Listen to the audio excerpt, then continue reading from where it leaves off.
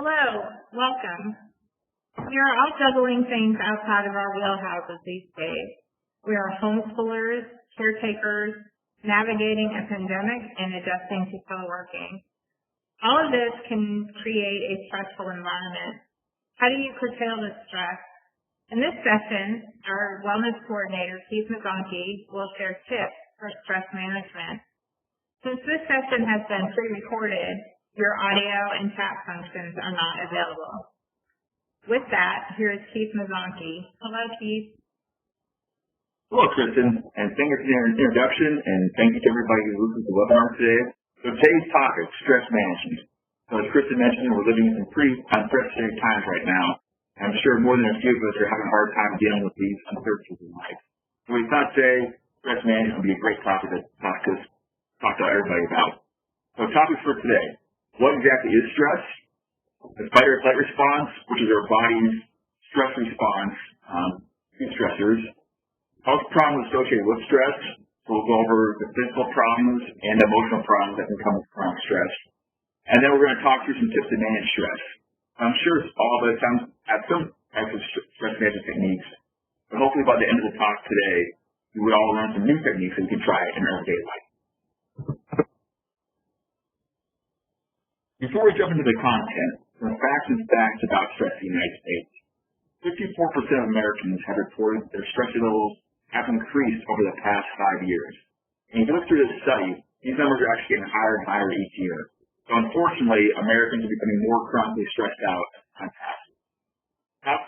Top 5 causes of stress among Americans are finances, work, family responsibilities, relationships, and personal health and well-being. So personal health and well-being usually that's associated with chronic illnesses. So if you have a chronic illness or a loved one has a chronic problem, that causes a lot of stress in life, obviously. In relationships, that could be family problems between friends, and colleagues. So it's all kind of grouped together in relationships there. And unfortunately, 1 out of 3 children in the United States are reporting symptoms of stress within the past month. So we have kids coming home from school or at home that are reporting headaches, stomach aches, things that are associated with chronic stress issues. And what researchers are finding out is parents are often bringing home stressors to their children from work or other problems in their life, and that's translating to their kids. So adults are actually unknowingly passing on their problems to their kids. And then also, unfortunately, weight is still a problem with children across America. And unfortunately, kids that are overweight often get picked on and bullied at school more often, which is unfortunate, but something we need to look at too as well. So what is stress? I have 2 definitions here on my slide that I like them both, so I've included them both in my talk today. So, stress, a normal physiological and physical reaction to the demands of life, and your body's response to real or imaginary dangers of other life events. So, there's many different stressors out there, and what stresses me out might not stress you out. So we all react different ways to different kinds of stressors. So for myself, one of my stressors is heights. I'm afraid of heights. You might be afraid of water or other things out there in life. Basically, we're all different, and we all react to different stressors in different ways.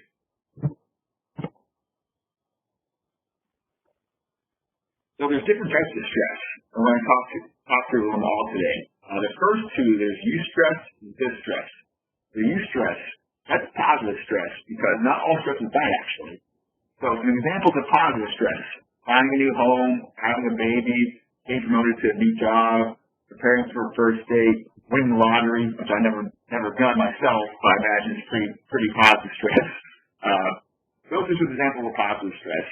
So for me, I bought a new home 5 years ago. And just thinking back to that time in my life, those 30 days, putting the offer in, going through all the closing and things like that, it was obviously stressful, but it was exciting. So that's a great example of positive stress. However, there's distress. That's negative stress. That's the stress we want to avoid. So family problems, death of a loved one, financial issues, getting into argument with a colleague or your boss, car issues, are all examples of negative stress. And these are the stressors that often lead to chronic stress, which leads to health problems. And these are the ones we want to try to avoid or manage if we can. And then on top of those 2 stressors, there's acute stress and chronic stress. So acute stress is stress in the here and now. So some some examples of that are loud noise. If you hear a lot of bang, you get that shot of adrenaline. That's an acute stressor. Getting caught in traffic, almost falling, prepping for a job interview. Great examples of acute stress. And then chronic stress. This is stress that seems to be never ending. Stress that we deal with day in, day out. Failing marriage, chronic illness, going to a job you dislike every day, childhood trauma that you have maybe think about in the back of your mind, or having seek help for, unorganized living spaces or offices. All examples of stress that's chronic and that can lead to health problems and emotional issues. So what happens when we're stressed in the body? It's called the fight or flight response. And this is something that as humans we've always had. So if we think about our ancestors back in the day, they didn't have the same kind of modern lifestyle we did. So fight or flight was really good for them. If they saw some kind of threat on the horizon, either they were going to fight the threat or run away, right? But for here and now in modern day America and the world, not the best for some of our stressors, all right? Because maybe you're at a desk and you hear an email chime, you get that little bolt of adrenaline. You really can't run or fight. You just have to kind of deal with that stress. But what the body does during this response is the first thing that happens is your adrenal system is going to release adrenaline and other hormones to get your body ready to go through this response. Once that happens, your pupils dilate and you may experience what's called tunnel vision.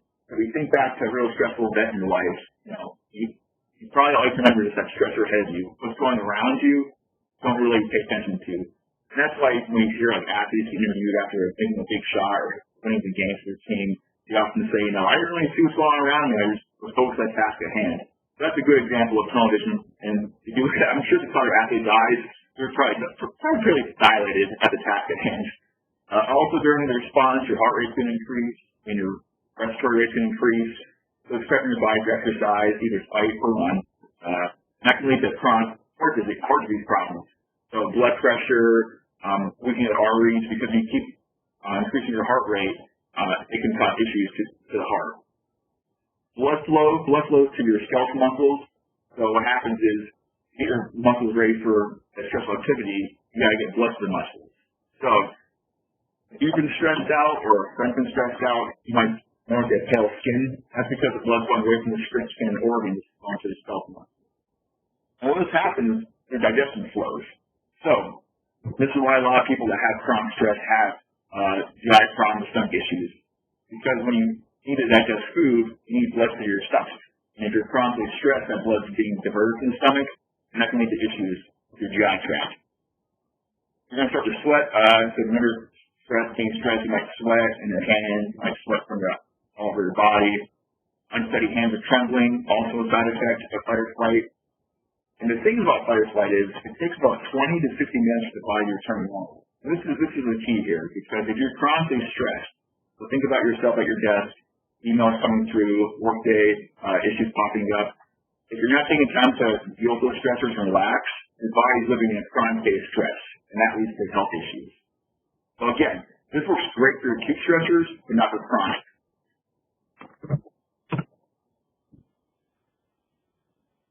The thing about stress, though, is it can actually help to improve performance.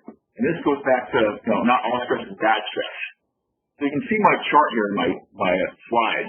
This was created by Peter Nixon, who was an English researcher that looked at stress. And he published a study back in 1980. So this is his chart here. And you can see on the left side is performance, and the bottom of the graph is levels of stress. And if you follow the curved line there, that's solid, you can see as stress rises, performance actually increases, which is, a lot of people don't realize, stress not always a bad thing. However, though, there comes a point where too much stress will decrease performance. You can kind of see the line kind of gradually goes up there, and when it hits that part, like the top of the curve, it kind of comes down.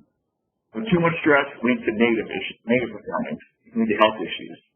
And if you look at the line, that little dotted line going up to the top there, these are people who have taken stress and have great stress management to actually increase their performance over the normal person. So you see this a lot in very, very, very good athletes or very, very high level performing people in companies. They figured out how to use stress to their advantage, right? So The negative thing about stress, if you look at the right part of the graph there, you can see hormones starts to drop, you start to get tired, then you start having health problems, and then you go on what's called breakdown. So breakdown is burnout. And we'll talk about burnout here later in the slides.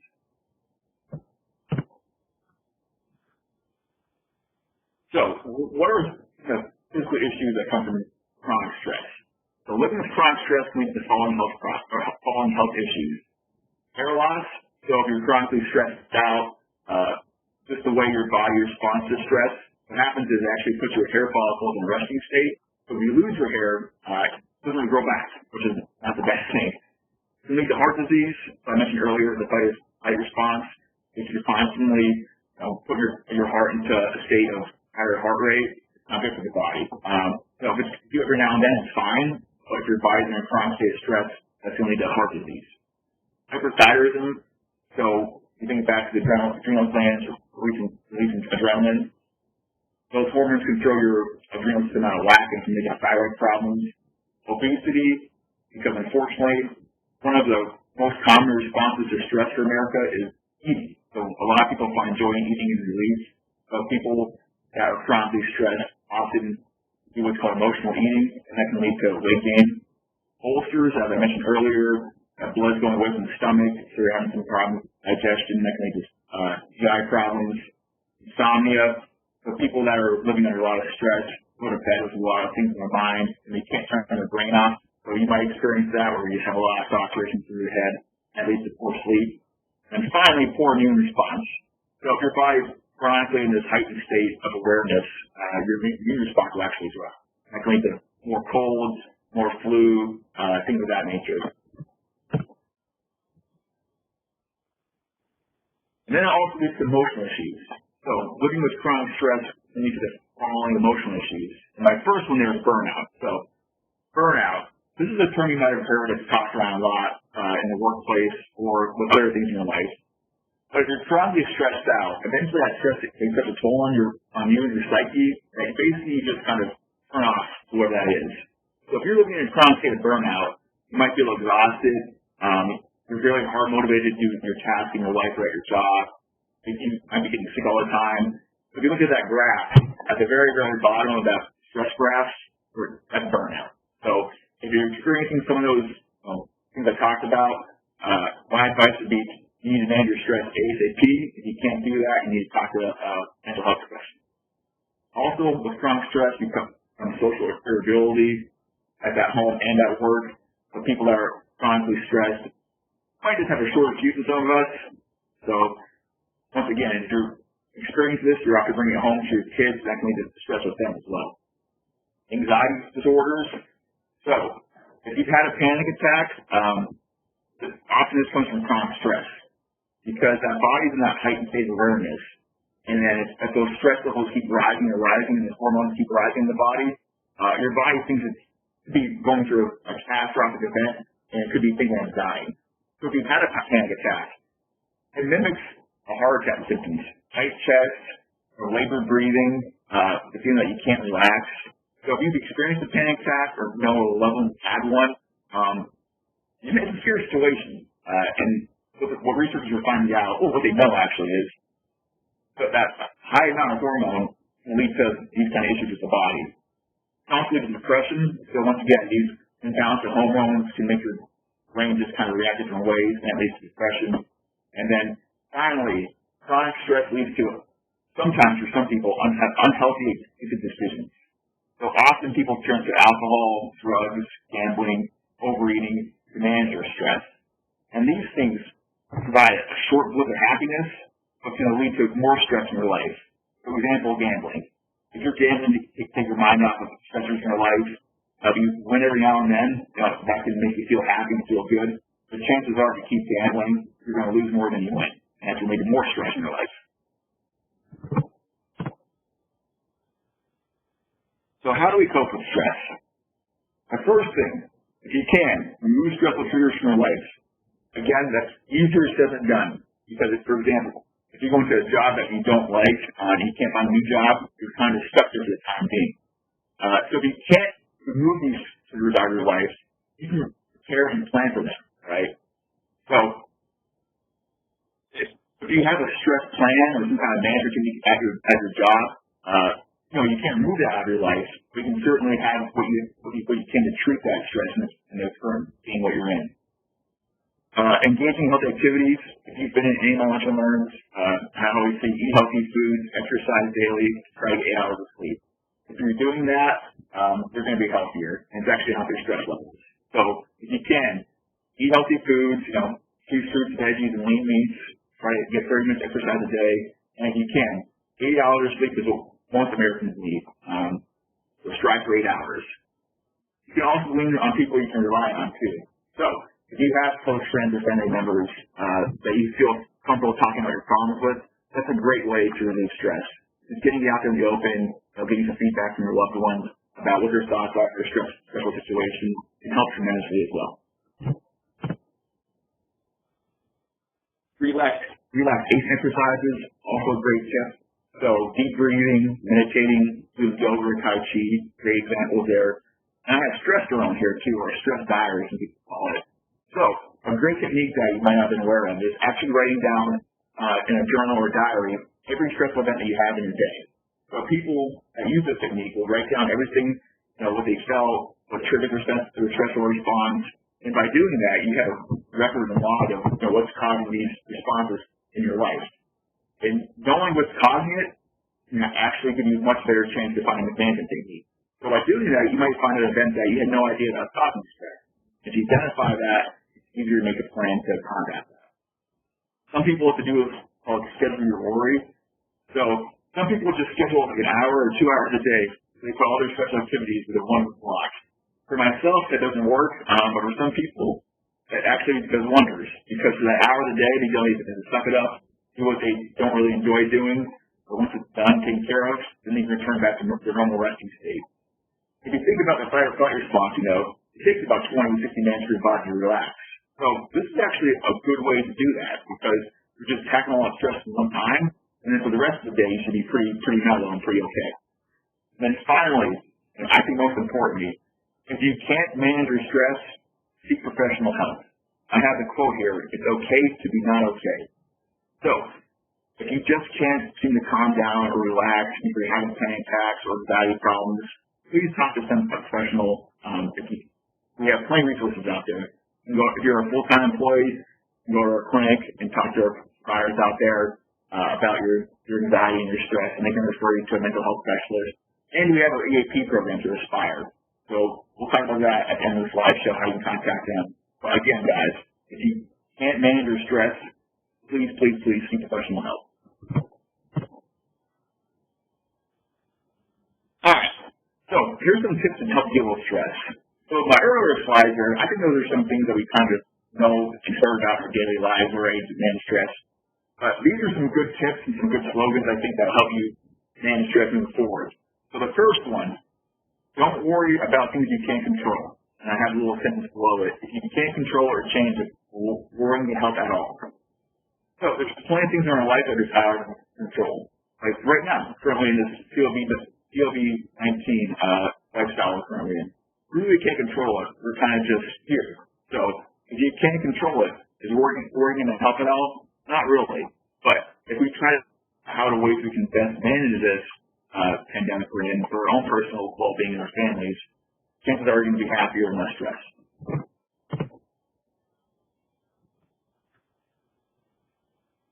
Prepare for stressful situations to the best of your ability. So this kind of goes back to my analogy, going to the job just like every day. So if you plan ahead for that stressor, you have your stress management package or your treatment plan in the back of your head, you'll be actually more capable to deal with that stressor. Develop a support team. So it could be at work, at home, wherever your stressor's at. If you have a group of people in the corner you can talk to, and maybe they can chip and help you out, that's going to be really, really big help in stuff to manage your stress levels. And the big thing is, do what you can now to make things less stressful in the future. So preparing to kind of deal with that stressor each day. If you're going into a job that you don't really like, you follow the same routine each morning, same routine at your job, and you kind of tackle stressor little by little each day, each minute, each hour. It's going to make it less stressful for you in the future.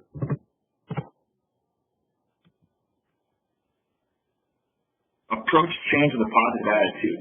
So, the only thing that stays the same is everything changes. One of my favorite quotes out there. Unfortunately, a lot of people view change as negative, but we'll learn that with stress response, attitude makes a huge difference. So if you view stress as a positive or an opportunity to learn and grow, you're going to have a better response to combating that stressor. Unfortunately, a lot of us view change as negative. So, for change, either in your life or at work, you view it with a positive attitude, you're going to have a better response to deal with that change.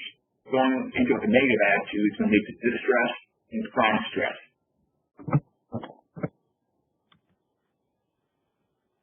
Keep a sense of humor. Laughter is the best medicine. There's plenty of studies out there that show that laughter and humor can reduce anxiety in your life. So, if you don't have a lot of humor in your life, go out there and find some. You know, the internet's a great thing.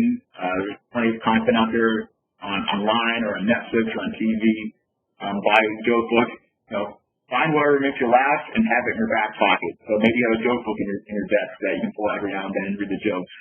Or at home, you have your favorite comedian that you can put on just to kind of unwind in the day. You can laugh, and you'd be surprised, you know, days that you laugh a lot, how much less stress you had in those days.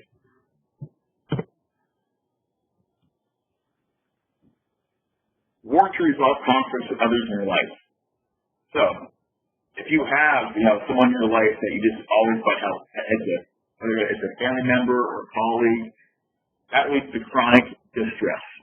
So, what you can do is work with that person to make it less stressful.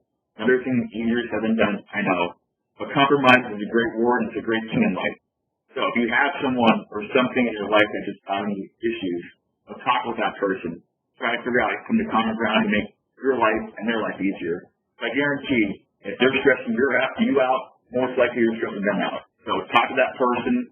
You know, it also helps to have a common person there that you both kind of like, almost like a mediator, if you will. So my advice to you when you bring in that person that you don't really get along with, bring in a mutual friend, sit down in a room, talk through your problems, and come to some sort of compromise. Less conflict equals less stress. Pretty self-explanatory there.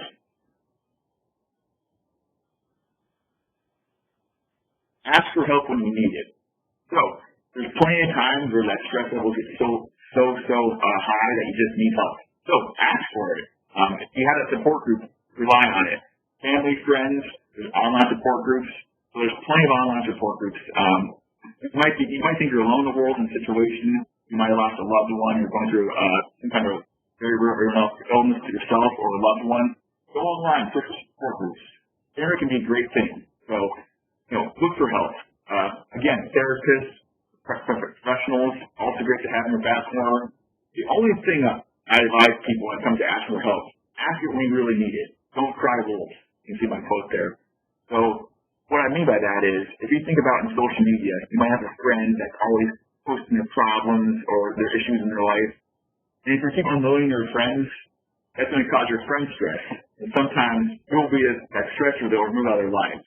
So I know myself, unfortunately, I have a few people online that I click on the follow button that just don't want to see their stories anymore because they just, every day, something negative not makes me stressed out. So what happens is, if you're unloading too much on your friends, they can back away. You got to kind of walk a happy medium through doing that. Get involved with new hobbies, new sports activities. So by doing this, you're going to make new friends. You're going to take your mind off your stressor at hand. So get out there, find some new hobbies, find some new sports activities. There's plenty of things out there in the world, right? If you don't have any, go online and search for some. Try new things. If you don't like it, try another thing, all right? But hobbies and sports and exercise is a great way to help reduce your stress and anxiety.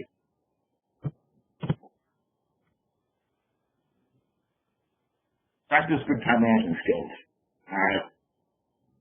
Unfortunately, most of us, no, I wouldn't say most of us, but there's a good chunk of the population out there that the time management skills aren't the best. And that can lead to stressful stress responses in the body.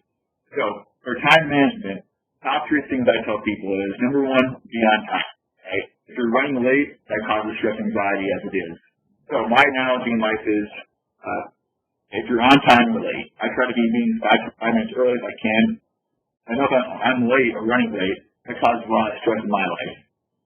Don't procrastinate. So the longer you wait to take out to do activity or complete a task, the longer you wait, the more stress is going to build and build and build. And then if you look at that graph, it's going to come to a point where you're going to cross the threshold of good stress into bad stress. So procrastination leads to chronic stress. And then with that, don't put off stressful tasks until later. Your best bet is to do the stressful things first and the easier tasks later. So my analogy, and this is an analogy you might have heard from other people in life, is swallow the biggest frog first and then look down. So by doing that, if you have to eat a bunch of frogs on your desk, you swallow the biggest one first, or ones that are smaller and smaller, easier and easier. And it's the same thing with tasks and responsibilities in life. If you push back the ones that cause you most anxiety, you're going to have even more anxiety if you do that. So do the hard tasks first, do the easier tasks later, and your stress levels will be much lower.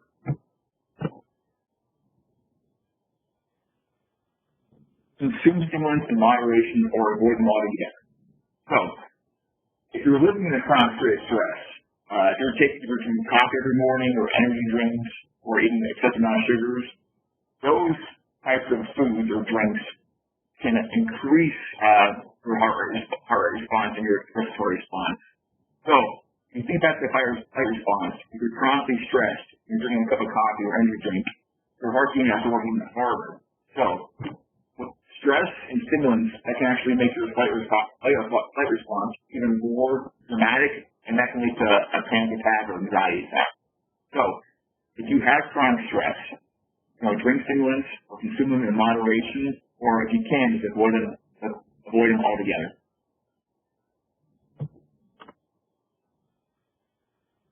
Limit negative self-talk. You can see my little quote here. We are often our own worst enemy. So, unfortunately for most of us, most of our own personal thoughts are negative towards ourselves. So, we have enough stress in our life that we don't need to be our own cause of stress. So, focus on the positives in your life, your family, your job, whatever makes you happy, and don't dwell on negatives too long. If you find yourself, in the back of your mind, focusing on the negative aspects of your life, that will lead to chronic stress. If you can't focus on any kind of positives, talk to a therapist, because you're probably in a state of burnout, and you can't really see the positives in your life, and that can lead to anxiety or depression. And again, I said this earlier in my slides. Remember, we're all different. We all react to stress in different ways, and we all cope to stress in different ways. You have to find out what's best for you through management techniques. There's no magic pill for stress management. If there was a magic pill or treatment, I would have 2 slides today we would have done with our talk. But there isn't. So, through trial and error and tribulations, just find out what's best for you. My first belief is going out for a run. For you, running might cause you anxiety, or you might not like it, right? So, everybody's different. We all react to different stressors different ways, and we all need different kind of management plans. If you can't find a management plan that works for you, again, talk to a therapist, a mental health professional. They can help you create your own. So, in conclusion here, guys, remember, stress can be healthy in the right amount. So, if we use stress to our advantage, we actually increase performance. Don't forget that. But stress in excess leads to chronic stress and health problems. So, don't always use stress as a bad thing. Right? It can be positive. If it's becoming bad, then you're becoming into chronic states of stress, and that can lead to issues. Again, work with it to improve your performance, not against it. And finally, so this is probably the 5th time I talk, if you seek help, if you need help, just seek it, guys. It's okay to not be okay. 15% of Americans have some kind of anxiety or mental health problem. And there's probably more, I think it's probably higher than that, because there's a lot of people that suffer from problems, unfortunately. So, plenty of resources out there for you guys to get help. So our first one is our EAP program, through Aspire. So you can see here in the slide, that's the website, or you can call there in that number, 1-800-522-1073, hit option 3. And the password for both of those, either the phone or the online, is Todd County. And you can see that password there. It's all lowercase, there's no spaces. I've used that EAP program in my own personal life. There's plenty of resources out there, guys. There's things that on there you have no idea. In Healthy Family Union, managing your finances, there's information on developing the will. But they have a great library on stress management. You have webinars, there's articles, different kind of studies they have posted there. This is a great resource. So if you have chronic stress, I think this should be your first stop. Go to EAP program, see what you have in stress management. If you need to talk to our agent, you can call or schedule appointments through the website. Great resource we have here at Scott County. And don't forget, guys, watching this webinar qualifies you to earn points on your Cabo Rewards. So if you don't have Cabo Rewards, I'm not sure what it is. That's our wellness programs and incentive program. So if you go to www.mycabo.com, you can actually go on there, if you listen to the talk, and add your points. If you don't have an account, you can go on there and create one. And remember, this program is only employees that are either on an Anthem or Kaiser health plan are eligible to use the platform. So you're $5 for account fee, guys. So if you haven't used the platform, go to the website, get signed up. If you are using it, don't forget, go on there, log this activity, and get your dollars. And that's it for today, guys. If you have questions about what was talked today, or if you have comments or concerns, give me an email, give me a call. There's my email address, there's my phone number, 770-528-2644. I think it's easier for myself right now to respond to emails because I'm not always in the office and at home most of the time now, working from home. But either or, if you call me, I'll get back to you. I just need to respond a little bit faster to email in our current work state. But I appreciate you guys listening to the webinar today. Hopefully you learned some new tips and techniques. And again, if you have questions about wellness program or stress management, contact me anytime. Thank you, Keith. That concludes our session on stress management. Look for more webinars coming in the future. Thank you. Thank you.